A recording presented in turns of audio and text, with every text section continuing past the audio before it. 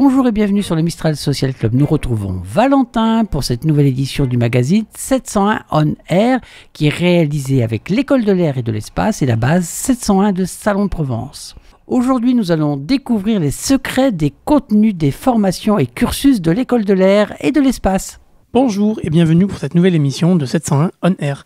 Moi, c'est Valentin et je vous propose de partir aujourd'hui à la rencontre du colonel Estève, directeur général de la formation militaire au sein de l'École de l'air et de l'espace. Cette rencontre nous permet de découvrir les différents cursus proposés et matières enseignées aux futurs officiers de l'armée de l'air et de l'espace. Mais aussi, on reviendra sur le passage du colonel à l'École de l'air et de l'espace il y a quelques années, car oui, il y est passé. Il nous racontera d'ailleurs ce qu'il a retenu de cette formation et nous glissera quelques conseils pour les élèves. Mon colonel, bonjour, pouvez-vous vous présenter ? Je suis le colonel Estève, donc directeur général de la formation militaire ici à l'École de l'air et de l'espace à Salon de Provence. J'ai 40 ans, je suis pilote de chasse de formation, entré il y a 21 ans dans l'armée de l'air et de l'espace, donc en 2000. Et aujourd'hui, donc un des directeurs adjoints du général Arbiol, qui est directrice générale de l'École de l'air et de l'espace. Vous êtes à la tête de la direction générale de la formation militaire. Pouvez-vous nous parler de votre attribution et de vos missions ?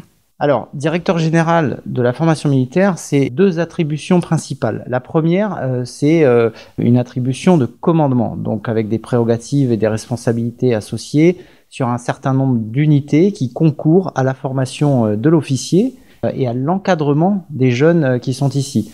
Donc ça inclut l'escadron de formation au commandement, qui est sous ma responsabilité, la section d'instruction militaire, qui forme les jeunes sur le terrain, le centre de montagne et d'aguerrissement d'Ancel, qui propose aussi à nos jeunes des stages d'aguerrissement et de formation, et puis le service des sports, qui évidemment prépare nos jeunes physiquement dans différents domaines. La deuxième responsabilité, c'est pour le directeur que je suis de concevoir et de mettre en œuvre la formation de l'officier, et notamment la formation sur tout son volet académique et militaire, puisque en lien avec les autres directions, je suis chargé, et donc avec mes équipes, je suis chargé d'imaginer ce que sera la formation de l'officier de demain, et de la faire évoluer, et de vérifier que les grands équilibres entre l'académique, le militaire sont respectés par rapport à ce qu'on nous demande, à ce que la direction des ressources humaines de l'armée de l'air et de l'espace nous demande. Prestigieuse école militaire, l'École de l'air et de l'espace forme tous les futurs officiers de l'armée de l'air et de l'espace. Quels sont les trois piliers de la formation de l'officier ? Alors, on a trois types d'enseignement ici à Salon de Provence. Le premier et le plus important, c'est le savoir-être. Le deuxième, c'est le savoir-faire. Et le troisième, c'est le savoir. D'accord ? Et ces trois types d'enseignement, on les retrouve dans chacun de nos trois piliers de la formation. Donc la formation du chef et du combattant, qui est le premier pilier. Quand les jeunes arrivent ici, c'est d'ailleurs la première chose qu'ils font. Ensuite, la formation académique et la formation aéronautique. Pouvez-vous évoquer la diversité des cursus de formation ? Alors oui, parce qu'on a plusieurs cursus de formation. Vous savez qu'on a des élèves officiers de carrière qui rentrent pour une durée longue dans nos armées, l'équivalent d'un CDI dans le secteur privé.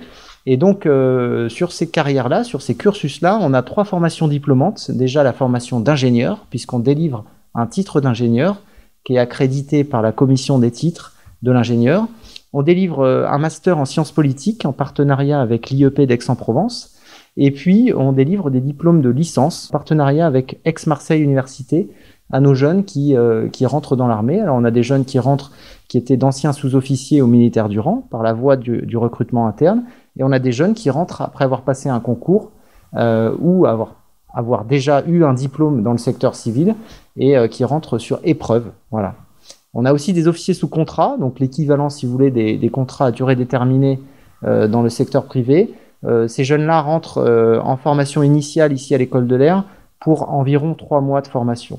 D'accord ? C'est 3 mois qui vont leur donner les rudiments militaires et ensuite ils partiront en école de spécialité pour apprendre leur métier. Donc pour les pilotes, ils apprendront à piloter dans les écoles de formation du personnel navigant. Pour les officiers renseignement, ils iront dans l'école spécialisée de formation renseignement qui est à Creil et beaucoup d'autres. Voilà. Et enfin, on a des cursus très spécifiques, beaucoup plus courts, comme les cursus des officiers issus du rang, qui sont des gens qui ont un petit peu d'ancienneté en tant que sous-officiers et qui veulent accéder à l'épaulette, et quelques stagiaires des grandes écoles militaires comme les polytechniciens qui viennent nous rejoindre pour des stages de 6 semaines en début d'année dans le cadre de leur formation militaire de base. Quel type d'enseignement académique et pratique sont dispensés aux élèves et quels sont les enjeux ? Sur les 3 piliers, et je vais commencer par l'académique, on a tout type d'enseignement. C'est-à-dire que même pour nos ingénieurs, on a des sciences humaines et sociales et on a des sciences un peu plus techniques parce qu'on est quand même une armée assez moderne et assez technique, vous savez, l'armée de l'air et de l'espace. Et donc, tous nos élèves, dans leur parcours académique, ils ont des enseignements dans des matières sciences humaines et des matières assez techniques. Donc, ça va de la géopolitique, l'histoire des conflits modernes, l'histoire aéronautique, l'histoire militaire, à le traitement du signal, de l'orbitographie, de la mécanique spatiale et toutes ces choses-là. Et puis évidemment de l'aérodynamique et des matières assez techniques. Ça, c'est la partie académique. Sur la partie pratique, ils ont évidemment la formation du chef et du combattant, qui est un des premiers piliers, je vous en ai parlé. Donc là, ils vont sur le terrain et ils font un peu de tout. Donc ils font du tir, évidemment, au fusil d'assaut, au pistolet automatique. Ils font du franchissement, de la course topographie, parce qu'il faut savoir s'orienter quand on est militaire, et encore plus quand on est chef. Ils font du combat, bien évidemment. Et puis, toute la partie aéronautique est présente, évidemment, à l'école de l'air et de l'espace, avec des vols sur planeur, dans un premier temps, parce qu'on est convaincu que le planeur, c'est une excellente école de la formation du pilote. Ça leur permet d'appréhender la 3e dimension d'une très belle manière. Et puis quelques vols sur avion moteur aussi, à titre d'information, pour les initier à la 3e dimension. Et enfin, il y a un dernier volet qui est la formation de spécialité. Ici, on commence à développer une offre un petit peu experte dans le domaine du cyber, dans le domaine des drones, dans le domaine de l'espace. Et on développe donc des masters spécialisés, donc l'équivalent d'un bac+6, pour des jeunes qui sortent de notre école, ou même des gens qui sont en formation continue, qu'ils soient civils ou militaires. Et c'est dans ce contexte-là qu'on a ouvert, il y a 2 ans maintenant, un master spécialisé dans le domaine cyber, en partenariat avec l'École centrale de Marseille, et que là, on va ouvrir en 2022 un nouveau master spécialisé sécurité des opérations spatiales. Concernant les drones, on a aussi le centre d'initiation et de formation des équipages drones, ici à Salon, qui propose des formations initiales aux fondamentaux sur les drones moyenne altitude et longue endurance, et aussi sur les mini et micro drones, qui sont les tout petits drones que vous voyez voler régulièrement. Donc on est vraiment un centre de formation socle pour ce genre de spécialisation, on va dire. En 2022, qu'est-ce que l'on attend de l'officier aviateur de demain ? Alors, on attend beaucoup de choses de l'officier aviateur de demain, mais si je devais choisir peut-être les plus importantes ou celles qui résonnent plus particulièrement en ce moment, c'est l'exemplarité d'abord.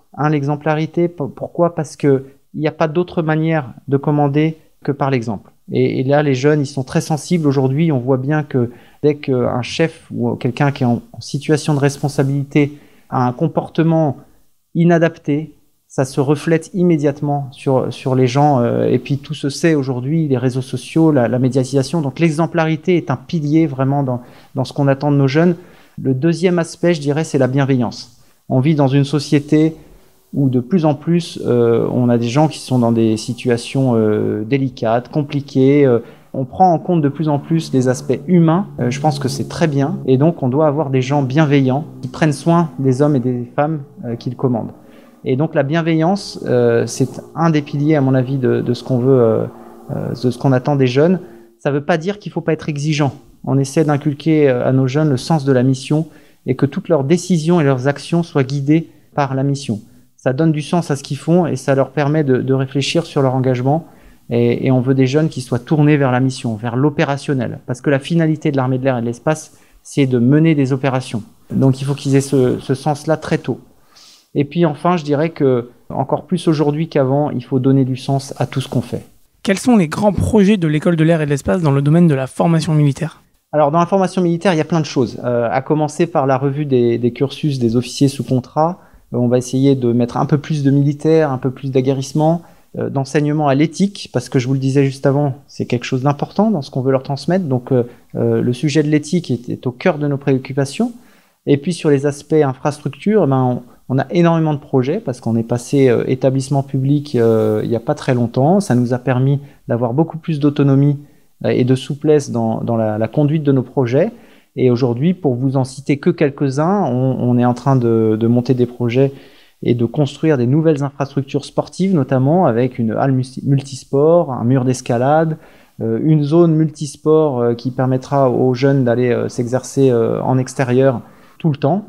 des agrès qui nous permettront de nous entraîner au saut en parachute, mais aussi des choses assez innovantes comme faire du saut en parachute sous réalité virtuelle. Donc sous des casques de réalité virtuelle, nos jeunes pourront appréhender le saut en parachute.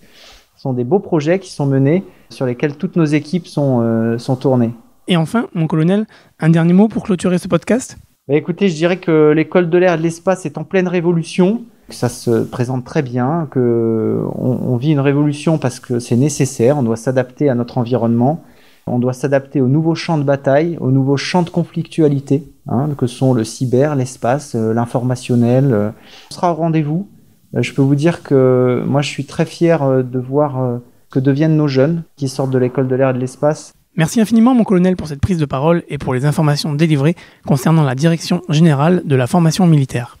Nous vous remercions également pour le retour de votre expérience. Grâce à ce podcast, nous espérons pouvoir susciter de nouvelles vocations au sein de l'école de l'air et de l'espace. D'ailleurs, n'hésitez pas à vous documenter sur notre site internet www.école-r-espace.fr. Quant à nous, nous nous retrouvons dès le mois prochain pour un nouveau numéro de podcast. Alors, à très bientôt sur 701 On Air. Merci Valentin, notre prochaine patrouille, c'est dans un mois. Toute l'équipe du Mistral Social Club vous souhaite une bonne journée et vous envoie ses ondes positives. À très vite sur le Mistral Social Club.